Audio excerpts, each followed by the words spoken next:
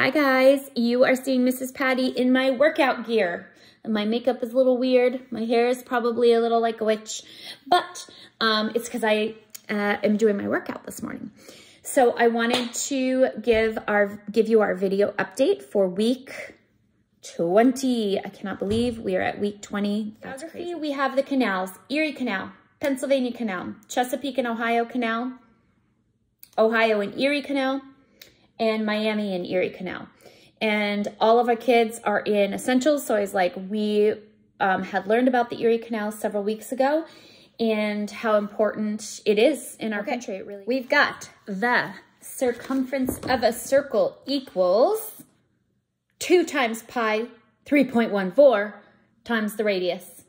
Circumference of the circle equals pi 3.14 times the radius. We really punched the 3.14. Next, we have Latin. Fuit homo missus adeo. Fuit homo missus adeo. There was a man sent from God. So fuit takes care of there was. Homo is man. Missus sent.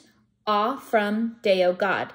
We went over the fact that there is no translation for articles a and the in Latin, which is why it's almost a direct translation for this one, except for the letter A. A man isn't just homo. Timeline starts with Australia becomes a commonwealth. I always did I think it's like kangaroos jumping. Australia becomes a commonwealth. Mexican Revolution. World War I and President Wilson. Lenin and the Bolshevik Revolution in Russia. U.S. evangelist Billy Graham. Modern period of the arts, the Great Depression, and the New Deal. Our history sentence was, tell me about Brown versus the Board of Education. In 1954, in Brown versus Board of Education, the U.S. Supreme Court ruled that the segregation of public schools by race is unconstitutional. We sang the song several times. We did some motions and, kind of sang it through. But then we had a really good discussion about the 3 branches of government in the U.S., judicial, legislative, and executive, and what that means. And that the 3 branches keep any one part of government from becoming too strong. Because in our history sentence, it talks about the U.S. Supreme Court. So I wanted them to understand that. Unconstitutional, that was a big one in our class. I said, what is the Constitution? And there were crickets. So we're like, okay. I mean, maybe some of the kids knew and just didn't say, but we talked about what is the Constitution, that it is the document that outlines how our country is formed. They all knew the preamble, which was funny because I was like, we the people in order to form a more perfect union. And they all chimed in. But then what is the actual document? What is its purpose? They weren't so sure. So we talked about that. And of course we talked about segregation, which hits home because we have a diverse class. And so that was very meaningful in a way to them and what that meant. Okay, for English grammar, we have an independent clause expresses a complete thought like a sentence. For independent, I had a picture of a flag, like an independent nation like we are. An independent clause expresses a complete thought. I did a thought bubble. And I always do that with my kids where I start from here and go expresses a complete thought. And I bring it back like it's complete, like a sentence. And it's the irony of this English sentence that it is a sentence. It is itself, in and of itself, an independent clause. Easy and quick to remember. The heavens declare the glory of God. The skies proclaim the work of his hands. The heavens declare the glory of God. The skies proclaim the work of his hands. Psalm 19 verse 1. For our science experiment this week, hands-on, we got to do candy probability, which everybody loved. So I had a bag of 100 pieces of candy, all different colors, 5 different colors.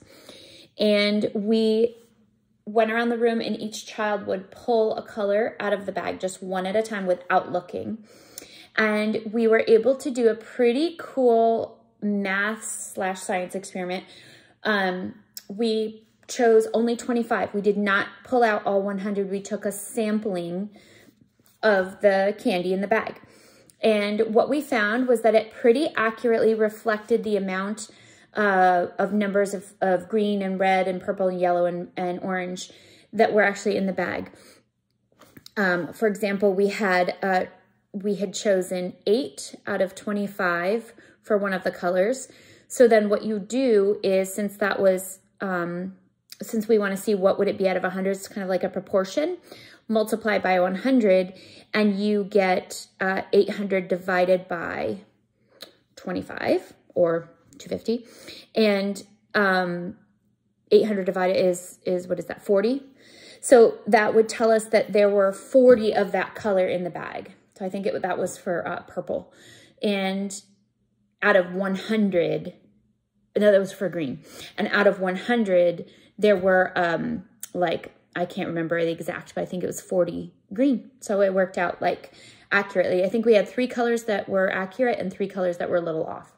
But it's pretty cool because scientists, you know, they can't, when they're doing something like trying to figure out how many deer are in a very large area or how many fish are in this, you know, area of the ocean or something like that, they can't literally go and count them all, but they can do a sampling, which then they can translate to, well, if this area has this many, then this area would have this many. And it is a very good way to predict or estimate how many things you're dealing with. So that's what we talked about with science. For fine arts this week, we had the pleasure of having Dr. Katie Jackson with us during assembly. I know many of you moms were there, but for those of you who weren't, she went through several instruments of the orchestra, talked about their range, what they sound like, what they can do, how they're made. It was pretty cool. She also talked about American modern music. She showed us Gershwin's Rhapsody in Blue, and she talked just a little bit about jazz, which is a decidedly American style of music.